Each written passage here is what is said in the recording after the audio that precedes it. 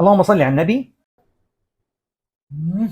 الله اكبر. عندي بطاطس قشرتها وقطعتها وفرغتها زي كذا وحطيتها في المويه عشان ما يتغير لونها. اما تقلوها قلي عادي بالزيت او تدهنوها شويه زيت، اما تحطوها قلايه الهوائيه او الفرن. في طاوه نحمس لحم مفروم، بصل، ملح وفلفل اسود وبهارات، ونقلب ونخليها لين يدبل البصل. بعد ما بردت اللحمه نضيف بقدونس وصنوبر، نشوح الثوم بشويه زيت، عصير طماطم، معجون طماطم، ملح ومكعب مرق وبهارات، ونخلط شويه دبس رمان.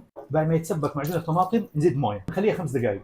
عندي هنا لب البطاطس قليته، رص البطاطس ونبدا نحشيها، نغطيها بالصوص الاحمر، نغطيها بورقه الومنيوم وعلى الفرن.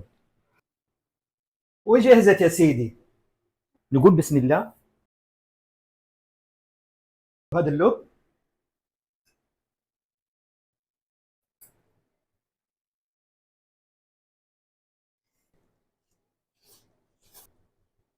مم.